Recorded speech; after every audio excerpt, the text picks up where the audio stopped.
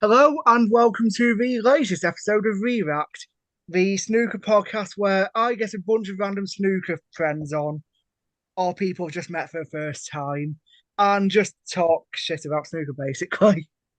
Would you like to both introduce yourselves? Then you want to start? Hi everybody, I'm Dan. I'm the host of the Snooker Hall podcast. To be here, looking forward to it. Hi, I'm Lina. I don't have any podcast. I'm just an avid watcher and recently player, although I'm not any good. But there you go.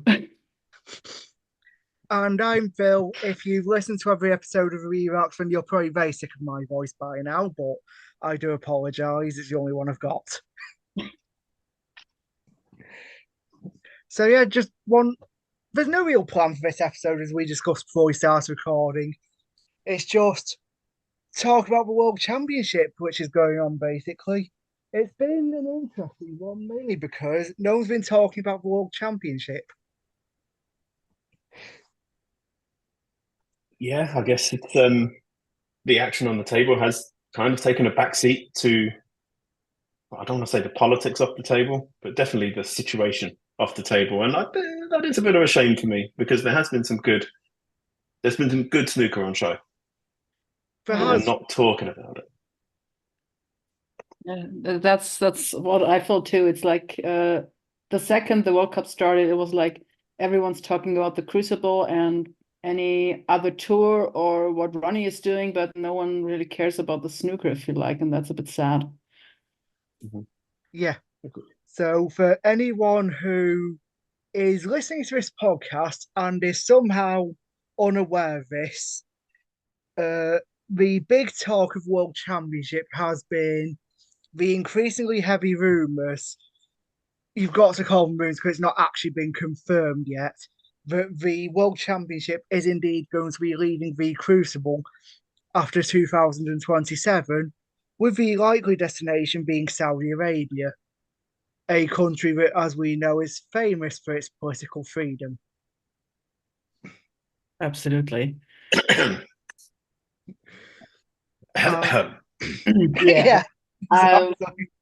what I was wondering recently is about the Saudis. They seem to be buying every sport around right now. I think they bought the golf. They bought some English football team as well, and a lot of other stuff. I'm not sure they're still interested in snookers in 3 years to come, actually, because snooker's not that interesting to them, I feel like.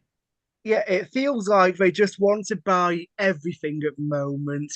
And then when they realise snooker's more niche than, say, football, because as you mentioned, they own Newcastle United Football Club in the English Premier League. They own bits of golf, bits of boxing. When they realise that snooker isn't the same as those, it's not as lucrative, they're just going to dump it. But unfortunately, snooker isn't run by sensible people. It's run by a crazy old man who only worships the almighty dollar. Yeah, that's another thing, but I don't think he'll get much out of the Saudis in 3 years because, um, I mean, we love snooker, but for someone who doesn't, I imagine it's pretty boring. Like it's very silent. You can't have a lot going on, and I think they will soon realize that in a way, and then they will sort of just chuck it out from their Yeah, buying spree or whatever they were doing there. absolutely. It does feel like a situation where the only people who will benefit are the Hearns because they will get and Ronnie O'Sullivan, who I'll get into more in a couple minutes, but has become the golden boy of the expansion to Saudi Arabia and has recently made some troubling comments regarding Saudi Arabia's human rights. Yes. Uh, but they're the only people going to benefit because they're going to get huge stacks of money for this over a short period of time. And then when it doesn't work out, Barry can just say, it's not my fault, I'm retired. blame Steve Dawson. And yes, Yeah. Steve Dawson is the name of the technical chairman of the WST, even though he's done absolutely nothing.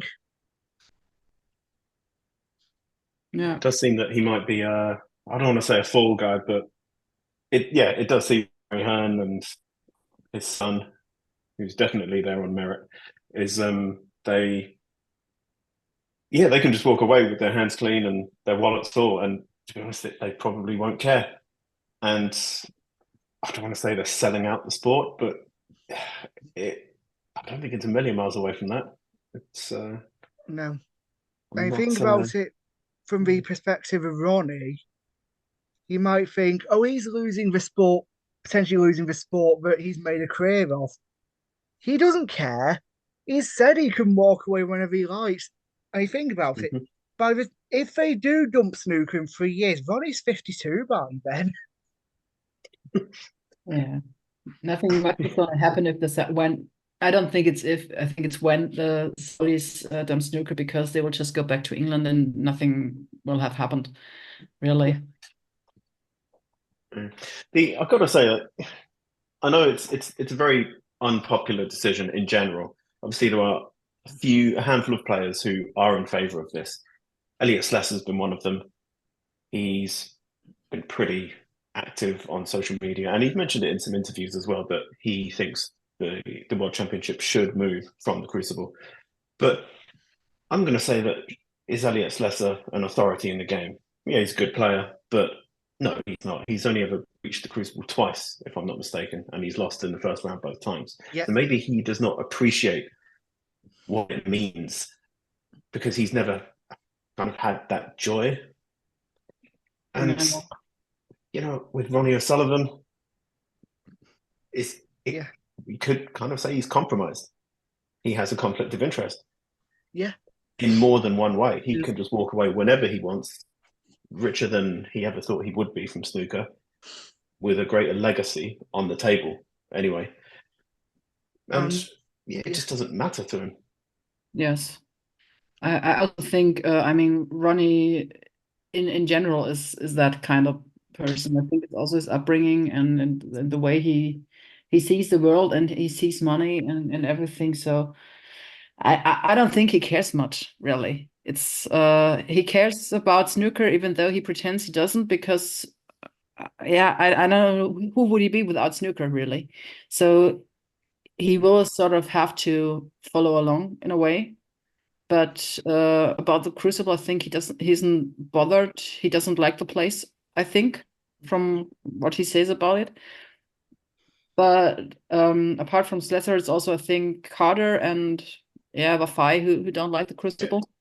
But anyone else, basically, they were like, okay, if it goes, it goes, but they kind of liked it there, I feel like. Yeah, and Wafai's comments in particular got a lot of mockery, including from me, which, on the one hand, he's entitled to his opinion.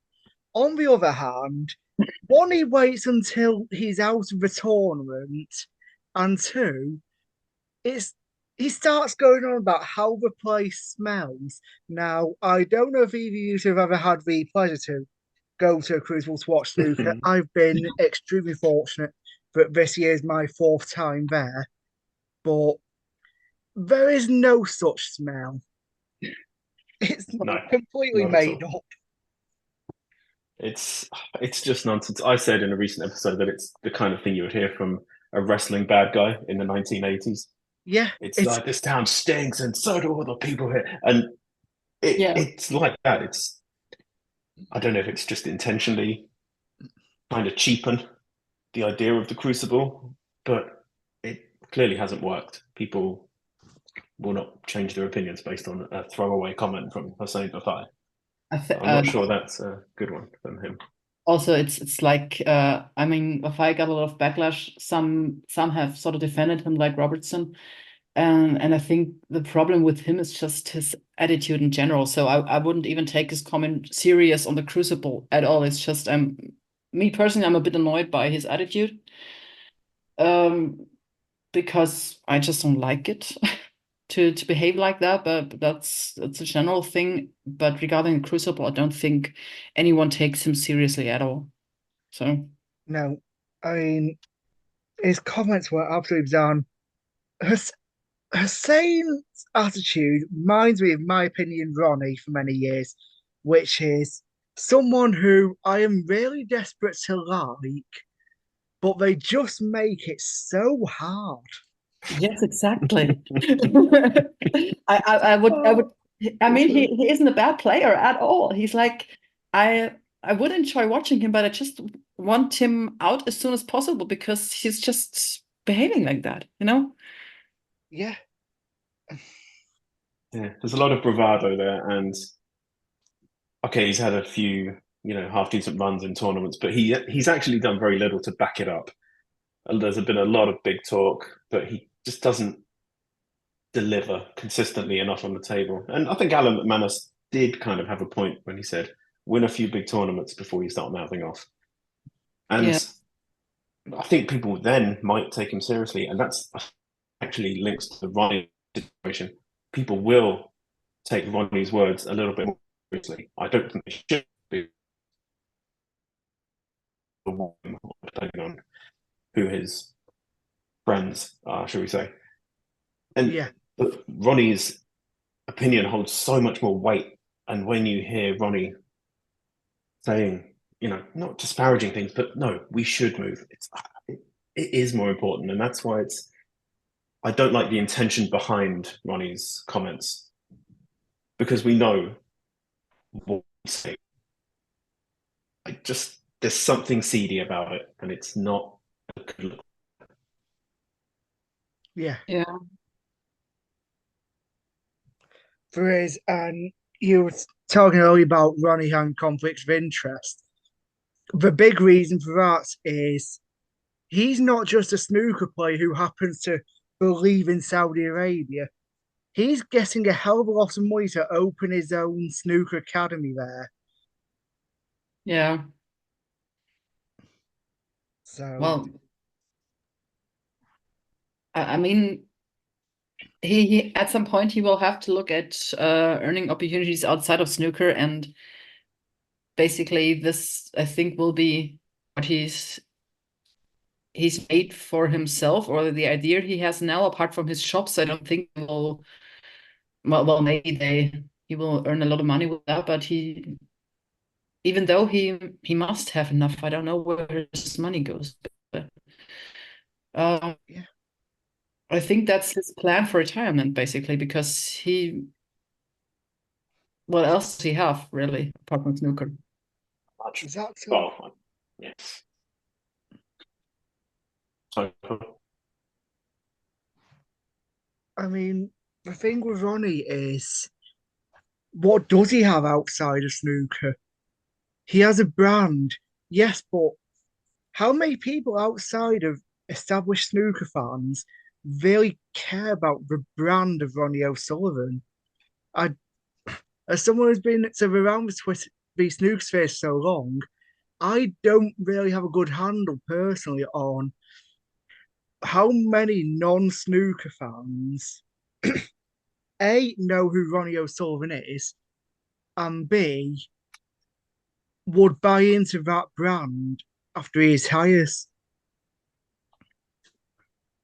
I mean, you hear about him having meetings with David Beckham or David Beckham's people. Now, David Beckham was a footballer, or an ex-footballer, should I say? Yeah, Football, I guess, well, I would assume, is the biggest sport in the world. And David yeah, Beckham so. was, in many ways, David Beckham was a really good footballer, but he had the image as well. But it's football. It's snooker's Yeah. not. It's just not as big. And Mhm. I know a couple of my non-snooker mates.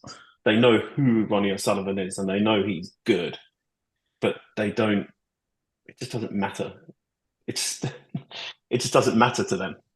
So I agree. I think maybe there is a bit of an overestimation on how important Ronnie is as a pop culture icon. Yeah, I think from what you were saying, like friends of mine who are non-snooker fans, the name Ronnie O'Sullivan rings a bell. But he, as you said, he's not important. So outside of snooker, he's no one. Yeah. Yeah. So he has to capitalize on it somehow. He's also not building anything outside of it. He doesn't really have, as far as I know, doesn't really have interesting sponsorships or something like that. I don't know. So he sort of depends on building his own brand inside the snooker world. So I think he needs the Hearns more than they need him at some point, because Absolutely. Yeah. I mean, they don't need Henry anymore. He used to be a big one, big name. They don't need that one. They have a new one. They will find another big name at some point. But he needs them more than they need him. And I think, in a way, he does realize that. Yeah, it does sort of feel like Ronnie is being weaponized by the Hearns. He's one of these players who's been enticed by all the promises of big money, big status, and they're just going to drop him if it doesn't work out, kind of thing. Or if he turns out to be not as valuable as they thought. And I think in his mind, Ronnie sort of sees himself as almost this snooker rock star. He almost sees himself as the modern day version of an Alex Higgins or Jimmy White or Steve Davis. But that's ignoring facts that they were big snooker rock stars in the 80s.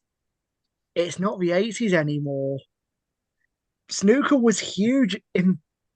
I don't know how much of a grip you are on this, Lina, because you're from Germany, but in the UK especially, snooker was enormous back in the 80s.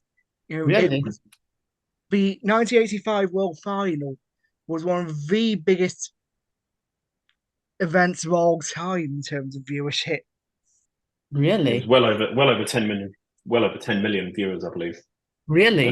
That's massive for a sports event. It's even, so I guess the FA Cup final maybe might draw something like that even now. But yeah, it was a huge event. And obviously the drama of that particular situation, that obviously helped, but that has become an iconic moment. And part of that is because of how many people watched it. I Yeah. see.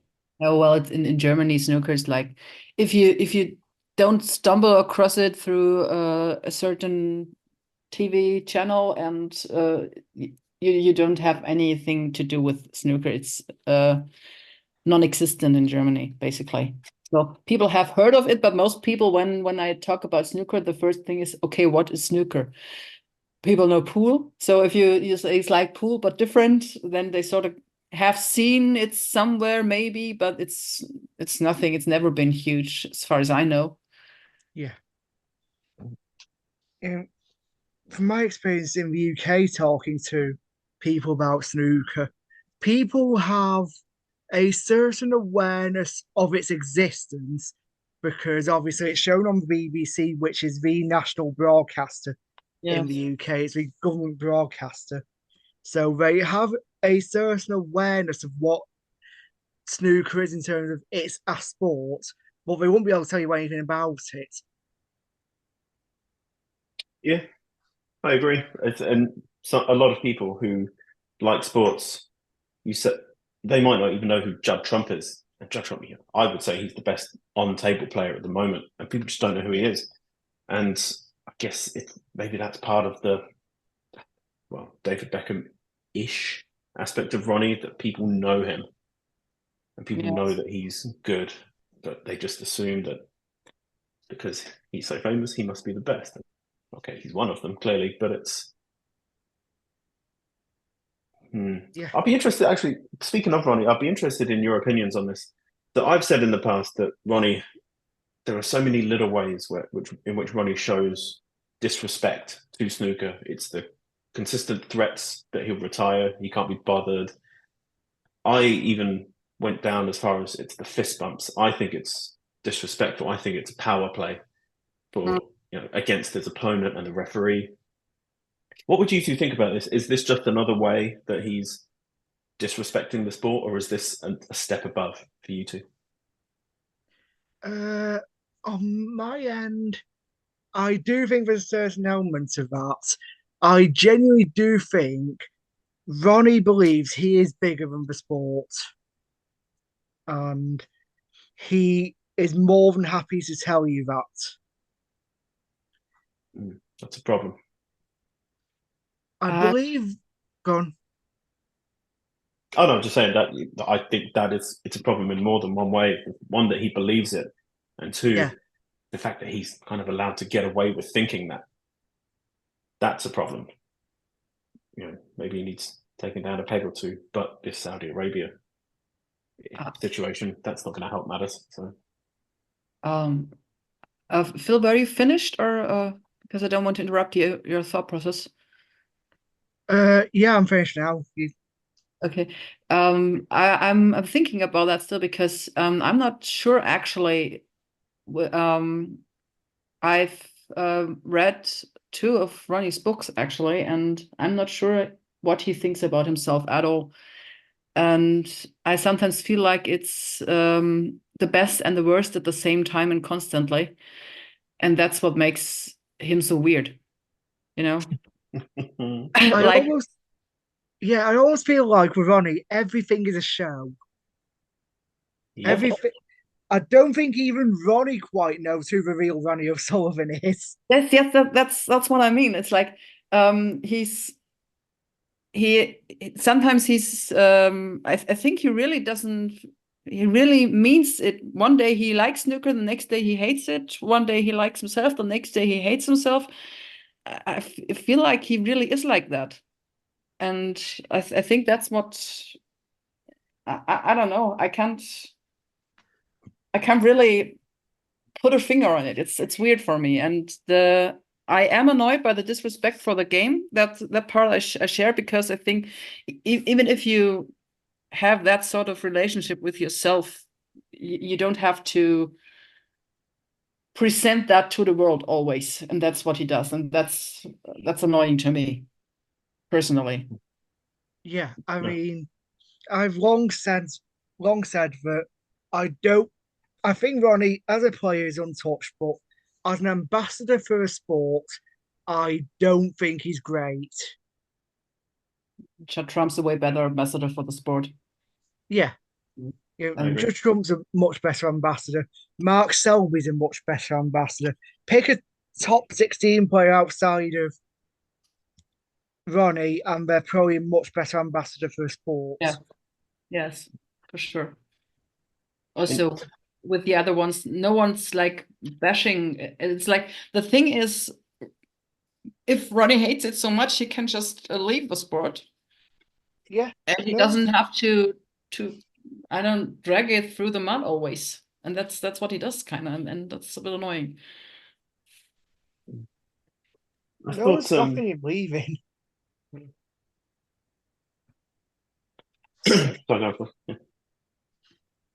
Yeah, just saying that no one's stopping Ronnie leaving if he doesn't like the sport. That's what I think too, but maybe he's stopping himself. I don't know. I can't place the guy, really. I can't. But I think I think you both pretty much, you've touched on it really well there, and I think he won't walk away from it because obviously now we know that there's a big financial incentive for him to stay in the sport, but it may be the attention as well. After 30 plus years in the spotlight, maybe that's just his life now. Maybe it would be a real shock to the system for him to just fade away, because what else? Yeah, after he retires from snooker, what is he going to do? I can't imagine him ever becoming a coach or a pundit. It just won't happen. So maybe he kind of needs it for his own sanity to make life normal for him again. Yeah, I mean, he's got the punditry stuff with Eurosport, and I could see that continuing, because another thing that I'll touch on some other time, some other place, but one thing I've long since felt like is Eurosport do have a weird, almost hard on in a way for Ronnie. They have this weird obsession with him where they've got to massively big him up. treat him pretty much like Jesus. Yeah. A bit much, is it? I saw the yeah, you are right. And is it a bit too much? Yeah, I think it is. I mean, we all know about how he can perform on the table, but they do seem to just forget about the fact that he doesn't really do much. I don't think he actually does much to promote the sport. I think he more exploits the sport than promotes it. I And agree. anytime he does promote it, you can usually say that there's something in it for him. Yeah. I think the perfect example of this was in the 2022 championship final. He beat Trump, and that Yeah. was really emotional. Maybe it's like a passing of the torch moment to the next generation, Judd Trump, who is, you would say, the natural successor as the best player. But then we realize that it's being filmed for a documentary. It's like, that's why he's doing it. And then it takes away from the moment, and then it just feels a little bit more cheap because of it. And that moment, which everybody was very, touched by at the time, again, it's just a show. He's doing it for the cameras because it's a great wrap up for that documentary.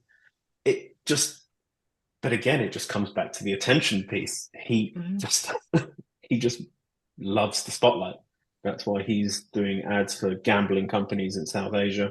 That's why he's the ambassador for Saudi Arabia.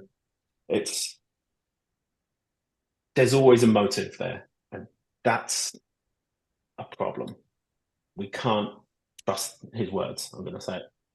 Yeah, you're right. Absolutely. Although that exchange you mentioned, it's the second part of it, which the part like what Trump was saying there, that's more interesting because he was, I mean, regarding being an ambassador for the sport and the attitude also, he just lost and he still had it in him to be friendly, like really friendly. That's that's a way better outlook, I feel like, for the sport than anything else. Yeah. Yeah, very gracious in defeat. And that's why, he is a gentleman.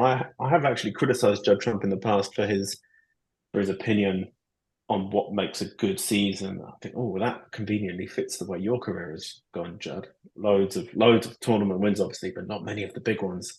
Mm-hmm. But I've got to say, I've really warmed to Judd Trump over the last couple of years. The way he's handled himself, the way he's matured, and just the way it's not even that he's so good. It's the way he plays the game. It's professional.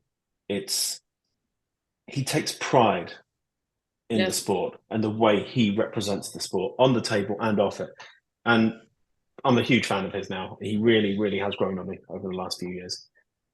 And I would agree, as an ambassador for snooker, he's got to be up there as one of the best with Mark Selby. And yeah, there are a handful of others as well. But he was very gracious in that moment. But then, yeah, it just felt maybe he's just an unknowing pawn in that Ronnie show. I don't believe Ronnie's motive in that moment now. And something else I want to mention is I briefly alluded to it earlier, but the recent interview came out with Ronnie where he was directly asked about the sort of human rights abuses in Saudi Arabia. And it's a bizarre reaction because he just turned on the UK and the USA and started talking about all the terrible things they've done. And I'm not going to doubt that the US have done some pretty shitty things. The UK have done some pretty nasty things. But compared to what Saudi Arabia are doing right now, I don't think they compare. No, really. Yeah, it's like I've heard the word disingenuous used about this argument, and I would have to say, yeah, okay, a lot of countries have done some pretty bad things in the past, European countries, North America, but I'd say that no country is perfect.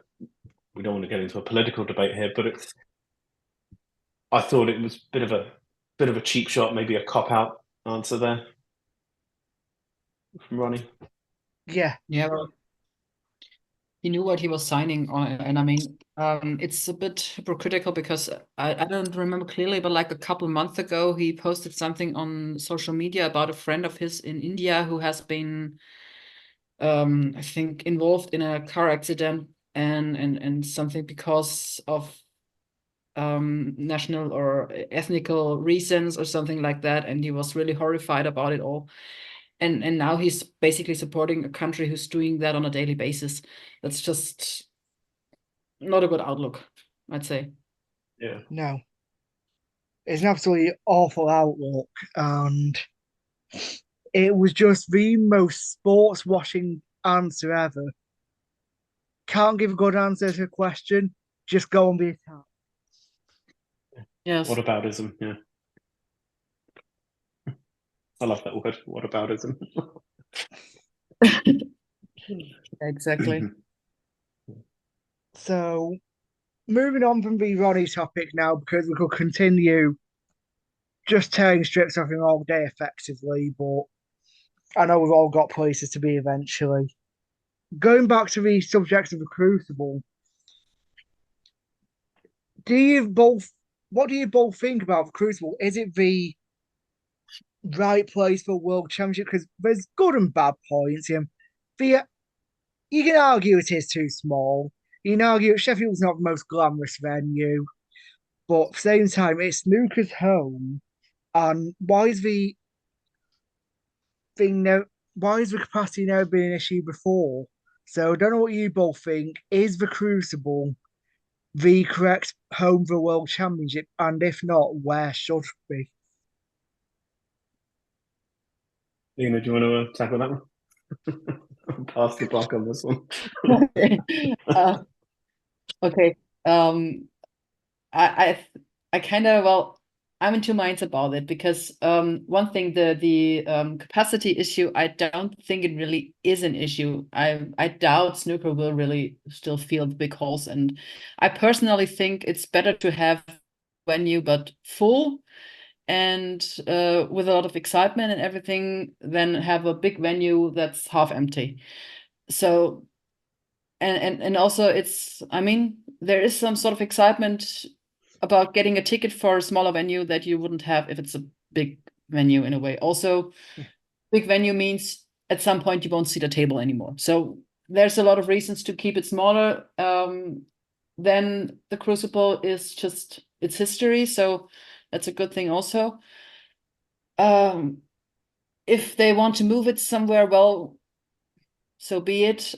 I'm not personally emotionally attached to the Crucible, but I just think it's actually a good venue for the World Championship personally. If they move it, I'm personally biased. I'd like to have it in Germany. Tempodrome would be a good place to move it to. But that's just well, personal bias. I don't know. I don't mind the Crucible as a venue. I think it's a good one. But yeah, I simple as mean, that. Sorry, you finish. I'm done, yes. I was just going to say, it's funny that you say about Tempodrome because no, called it Temple Drum there. Commentators have got to me. Yeah, it's funny what you said about Tempodrome because I actually commented on something regarding that last night because someone Twitter snooker tipster was saying that if it was to leave a Crucible, why not there? Because it's a big venue with lots of atmosphere. The fans are always fantastic there. I think it did say if it were to leave a Crucible, that would be, if not ideal, one of the more stomachable options. I I haven't visited the Tempodrome, but I might take for the next year. About it, everybody seems to speak highly of this venue, Yeah, and I don't know. I think the layout is it's strange. It's a good layout. I like you've got the main table and you've got the tables around it, and yeah, I'm excited to go. I was organised and got a few tickets ahead of time. So Yeah, it's a venue I would love to go to at some time. I can highly recommend it a couple times now, and it's There's a reason why the German Masters has stuck around on the calendar and is one of the events that players and fans speak so highly of. And it's because of, again, the venue. it's just like the Crucible. There's a Of difference. course, it might miss something. What do you know? Yeah. Yeah. the day of the Crucible. I of course, I from South Africa, would give to me is it's a world championship, but it's in the same place every year. Yeah, but there's a history there. But I see his point. A world championship on paper, anyway. If you take the history and the memories out of it, on paper, yes, a world championship which tours the world would be a fantastic idea. Mm. But I do think there is a lot to be said for history. One thing if it leaves, I don't know. Maybe I heard this from Barry Hearn. Maybe from someone else. But maybe we'll just go back to the Crucible every 4 or 5 years. I said, well, if you're going to leave, leave. If it's not good enough for this year, why is it good enough for 3 years' time? Yeah. Mm. And then it would kind of cheapen the other world championships because you're coming back to the spiritual home. If it leaves, I think it should leave for good and never go back. But I agree. There is, that history there. I think Ken Doherty was quite passionate in the way he tried to big up the history and say, but some things you can't buy. And the first one away from the Crucible, it's kind of looking likely that it will move, I'm afraid. But the first one away from the Crucible, okay, the prize money might be a lot more, and that player will obviously be happy with what they're taking home, of course. But will it feel the same? We'll never know. It might, but it might not. And is it worth the risk? Because you could alienate a lot of fans with this. Yeah, I mean the whole it sort of comes back to Crucible every 4 or 5 years. To me, that just smacks of we know this Saudi Arabia thing is going to flare out in 2 or 3 years. So we come back to a Crucible for a year while we try and figure out plan B. Yeah. That's Probably. what it sounds like to me. Yeah, a backup plan. Exactly. Well, the thing with the touring, that's not a bad idea, actually. It's just what I'm always thinking about is the players that are leaving the early rounds. I mean, it's nice for them to play in China or wherever, but they will have to use all their prize money to get the flights and accommodation. So with the majority of players being English or close to England, like Scottish or Welsh or something, it sort of makes sense to keep it in England, really. Yeah. So that's another thing, because even I mean, we have one German player who's out now, and I think he's also falling off the tour, sadly. Well, good for me because I can watch him play in Germany more often. But the most players are like from Britain, and it kind of does make sense to keep it there from the expenses point of view. Better for the planet. Yeah. And the idea of the World Championship going around different countries is a nice idea in concept. The problem that is, it's not like something like football, the World Cup, where wherever you take it, there'll be huge crowds. Countries will be paying millions to host it. Snooker isn't that big a sport. There's only so many places you can hold World Championship where the countries will be so gagging for it and they'll pay the money, which is what it comes down to. Yep, it's Dave Hendon on his Snooker Scene podcast, which I generally do enjoy. He's often he receives a lot of questions saying, "Oh, why don't we go back to the Masters? Why isn't the Indian Open on? Or why isn't there a tournament in Belgium for Luca Broussel?" And his answer is always money. Who's going to pay for it? And whoever pays for it, they'll want their money back and then some. Yes, that's what happened to the European Masters, because the European Masters, they're funded by the same company that have the German Masters, and the guy basically leading the company, the CEO, he says he can't afford the European Masters. They're too expensive and they don't bring in the money. That's why he did last year, was it? Or? Nuremberg first, and this year was Nuremberg. It's not worth it. Yeah, and I think that's a real failing. Snooker, he's playing himself not badly, and it's just he'd left as it is now, because it just doesn't have enough people to watch it. So Yeah, that's the thing. I do feel like that's a real failure of, especially the latter Hearn era. We've made a sport really good inroads into other countries, but we're not capitalised on them. It doesn't feel like the fan base has grown in those countries like it could have done. No. I think I don't know how German people get to snooker. I think the snooker is like, you have to know it's there to find it. I don't know how it is in other countries, but here's like hardly existing. Yeah. I mean, I'm based in Denmark, and I say to anyone what I do as the Snooker Hall. I said, "What's snooker?" They just think it's pool. I said, "No, it's different." But no one really knows about it, and no one really cares about it.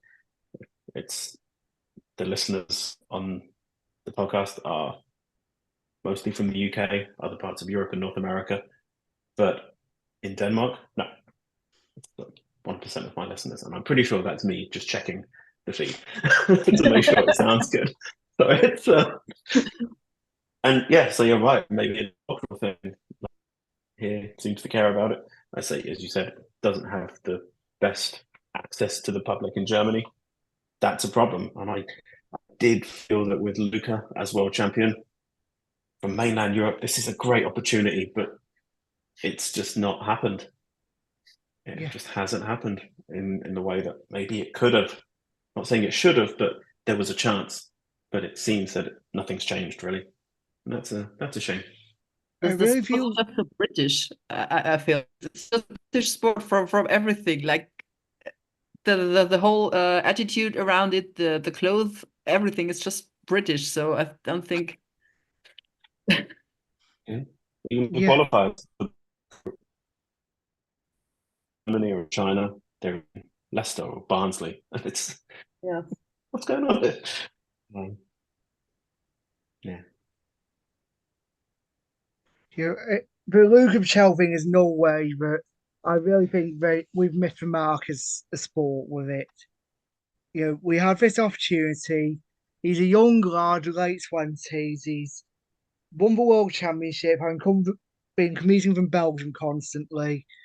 He's got this incredible story about it. He's almost a rock star that Ronnie Saucer thinks he is, with the fast cars and all that, and spending money with his girlfriend. I feel like that was a really good way of advertising snooker to the youth, if you will, and to different countries. This is someone who's won the world championship, and look how he's enjoying life. But instead, we've just spent the entire season telling him off for spending money and making fun of the fact that WST made him look fat in a photo. Oh, it's it's Tom. Yeah, it's if it wasn't so sad, it would be funny. It's yeah. So I feel like we've really missed an opportunity there. I feel like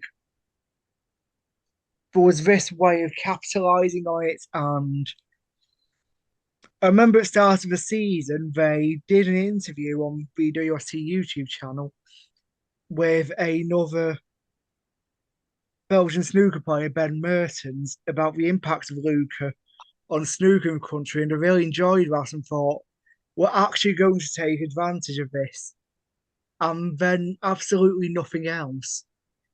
The most honest air it's had since then, in terms of trying to promote him, is him appearing on Stephen Hendry's YouTube channel on Q-Tips. Yeah. It comes to a point when the only real effort to advertise your world champion hasn't come from the official governing body, but from a random commentator and player, occasional player. Occasional player, indeed, yeah. Something that resembles a player with how he generally plays. Sorry, Stephen. Oh, that's mean. It's his fault. I never said I'm nice.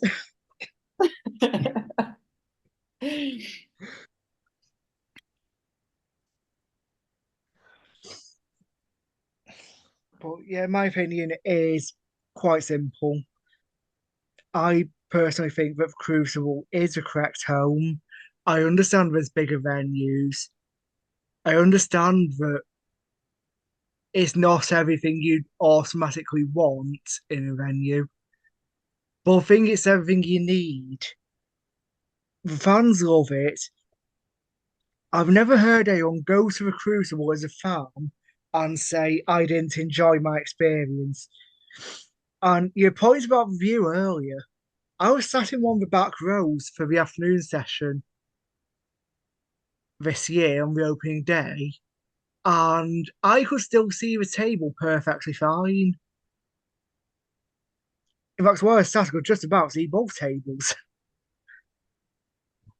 And that matters.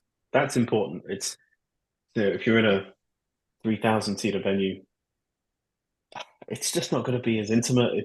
And chances are, you know, oh, did that go in? It's, you can't see the action. You can see it, but you can't appreciate it as much. And that is, Exactly. there is something to be, a lot to be said for that. I would like your opinion on this actually. We've heard recently the name of the Crucible just shortened to the Cruce, and I cannot stand that. I absolutely loathe that name. But Rob Walker has used it a few times, and I think he goes a bit overboard with his enthusiasm sometimes, to the point where it's just not believable. But is it a little bit too paranoid to think that this is just another small little way to cheapen the name of the Crucible? Is that too much, or is that actually a possibility that this is a brief from WST, or just, you know, people will get sick of hearing the word Cruce, and then they won't care that the championship leads the Crucible? Is that too much, or? I do see where you're coming from there. I honestly do.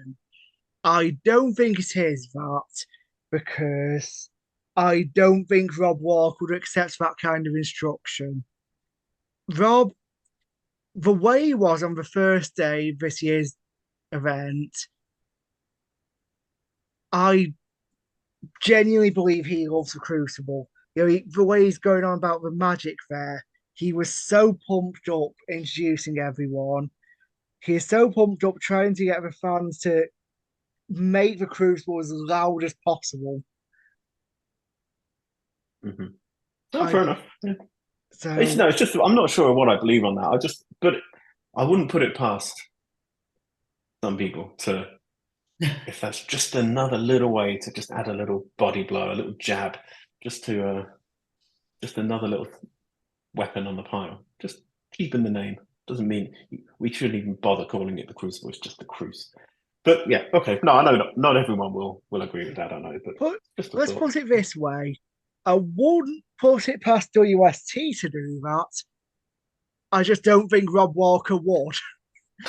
Yeah, Yeah, and it's not. he's in a position where he doesn't have to like just blindly follow. Yeah, that's true. That is true. I'm not sure WST would think of something that delicate. I think that's small to change. They have bigger things to do, and they were blunt with the ReRacked logo they put on, even though they're not even sponsors of this thing. Yeah, bigger than the normal sponsor and stuff like that. So I don't know. And the naming it the cruise has been around a while, and it's more like everyone's shortening everything, kind of. And it's a nickname. It's been around for a while now. I think it's been last year as well, the year before.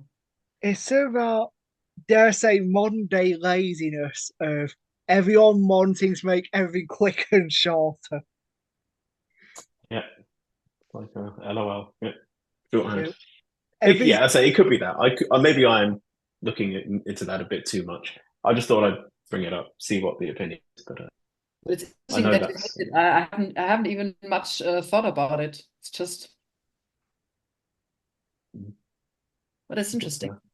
Yeah, it is.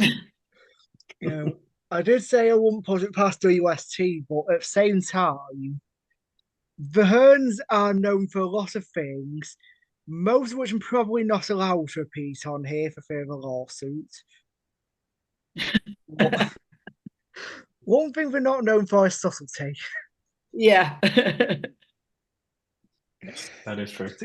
To quote a phrase that we use at my place, they're about as subtle as hitting a ton of bricks with a sledgehammer. That kind of subtle. That's fitting. That's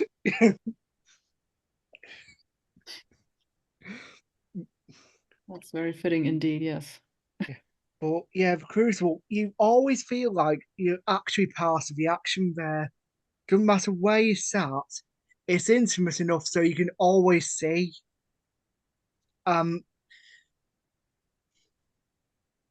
I think the fans have been massively discounted here because it's not just the venue itself in terms of in the auditorium. But certain thing I mentioned on Twitter earlier in the week, which is in football, and I don't know what this is like in Germany or Denmark necessarily, even though I know both countries into their football, but in the UK, there's a certain thing in football for match day experience.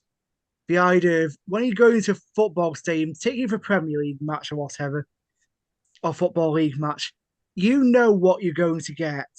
You know that you're going to see some football, but you also know the atmosphere you're going to get, the kind of food you're going to get there.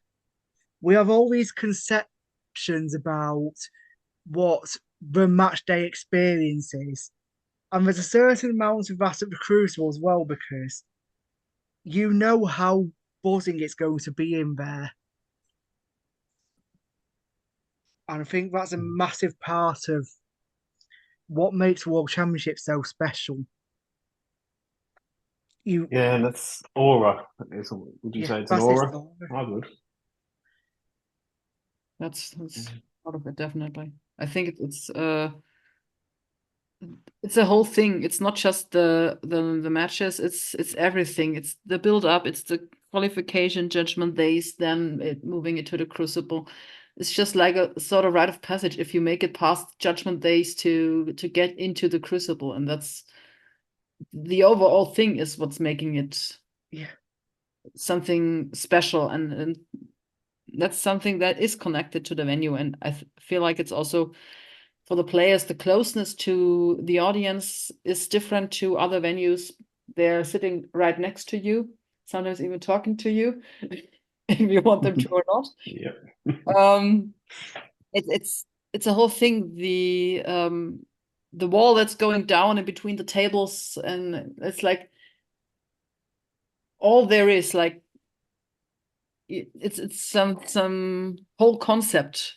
And if you take out the venue, you're starting a whole new era in more than one thing. It's not just going somewhere else and playing somewhere else. It's all the rituals, all the specialness will be sort of be taken out of the tournament, I feel like. Yeah. Agreed. And Sheffield in general has become this home of snooker, and you have an entire month of festivities now of the qualifiers, because the qualifiers are streamed and you can go to them. I was fortunate enough to actually, this is something I should quickly mention, because this is my first podcast since this happened. I was fortunate enough to be going to the World Qualifiers this year, and after supporting him for 20 years, I managed to get a photo of Matthew Stevens. So that was a very special thing. And I say snooker's just become Sheffield's become this snooker month effectively, where you have the qualifiers, then you have the buzzer judgment day, and then the players who get through can look forward to traveling a few minutes down the road to a Crucible. And I think if you move either of those, you lose some of that atmosphere and some of that buzz.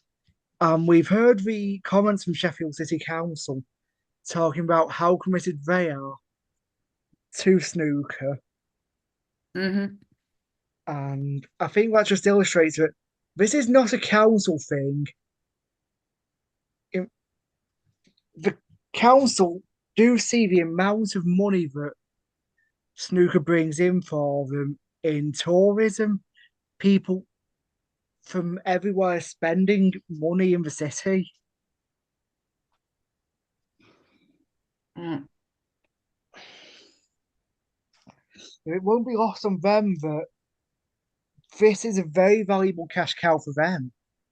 But Barry basically saying, if you want to keep us, build us a new venue. And I just think the bloody cheek of it. Yeah, that comment bothered me, because how this is the same kind of like running about snooker, isn't it? They feel like they're the most important thing, and Sheffield has to, like,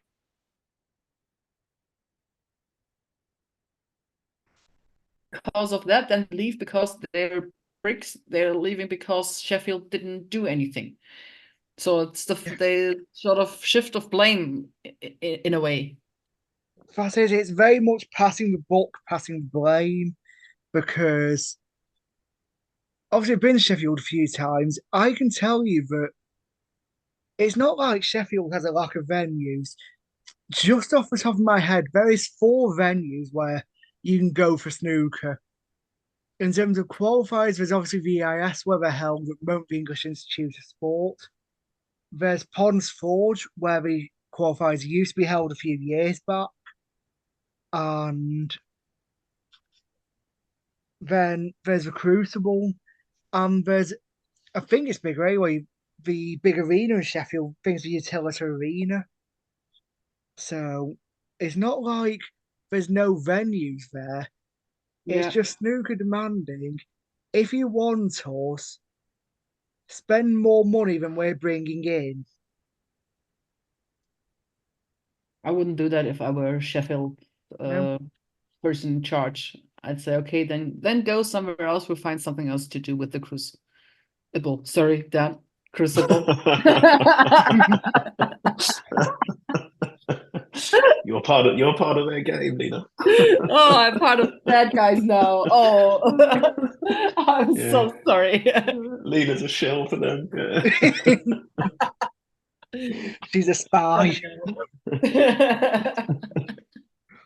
But I'd say with the Sheffield, we'll keep it in Sheffield. But again, Sheffield doesn't. The fact that the Crucible is in Sheffield is irrelevant. If it were the Crucible in Manchester or Bristol or London, it would be the venue. It's the building itself. I would say that maybe the city is secondary to the building in that sense. So even if it were a new venue, maybe it still would not have this prestige. It just wouldn't have it.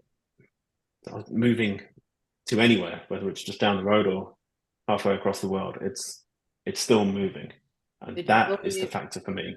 Once it leaves the Crucible, it's the end of an era. That's simple as that. Absolutely. It is, and that's a very sad thought. I try not to think about it too much because it's a very sad idea that there might come a time where I don't get to go there anymore to watch snooker. It's become a rite of passage. Waking up early on the first day of the finals, get in priority window for tickets, and every time you get tickets, at least from my perspective, you feel so special for having a ticket. Feels like Charlie's golden ticket from Willy Wonka. It really does. You feel like you've hit the jackpot by getting one. Woke up a couple minutes late for the priority tickets last year and end up with one in the back row to the afternoon session. And first thought wasn't, well, it's better than nothing. The first thought was, I'm just delighted I got a ticket. Yeah. I didn't care where the ticket was in the arena. I cared about the fact that I'd got one. Like the pilgrimage almost. Exactly. A lot of people have said this, and I agree. It is snooker's mecca. It really is. And I really have to go there before it leaves. Mm-hmm.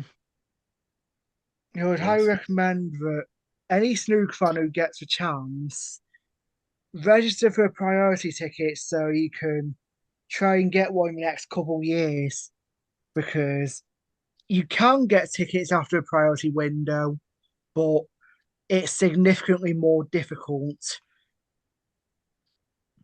And I think every snooker fan, if they want to go and watch snooker live and they have the capability of getting to the Crucible, it's something you need to do at least once because it's an atmosphere like no other. I've been to the UK Championship, I've been to the Masters this year. They're fantastic. The Masters in particular, Alexandra Palace is a wonderful venue. Uh, the atmosphere is fantastic for semi-finals, but it's just not the same. Mm-hmm. I think so. I really want to go there. I couldn't. Well, it's like basically when I was younger, I just couldn't afford to like spend that much money, and it isn't cheap. If you especially if you count in the travel and all that, it's not exactly cheap um to do tournaments outside of your country, even though the German Masters isn't exactly cheap with accommodation and everything. But well, now that I can afford it, I certainly will try to. Yeah, and that's the thing. It isn't possible for everyone because obviously snooker fans come from all different countries, and it is expensive to get over to the UK, especially since a certain political decision, which I'm not going to mention on here because I don't want all the comments to be about Brexit. But so if I say it's got more expensive to travel in and out of the UK, No, not really. oh, No, I was surprised at that. I thought it would be. I have just booked tickets to visit a friend the next couple of months, and they weren't more expensive than before at all. Like plane tickets haven't gone up, surprisingly. Yeah, agreed. I'm going to the Masters in January. I'm going to the English Open in Essex in September, and I'll just go back and see a few people as well. And yeah, take flights are not that much more expensive, if at all. yeah. I mean, was just under the impression from news because I have not been abroad before, I don't have a passport, but my impression from news was that it's getting more and more expensive all the time to get in and out of the country.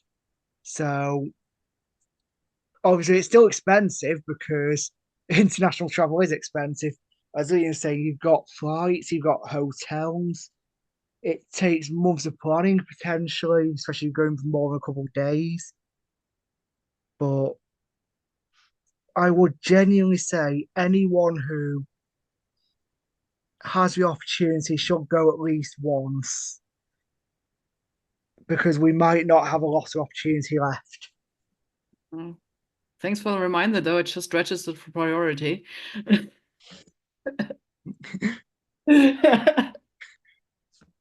don't know what else to say on that.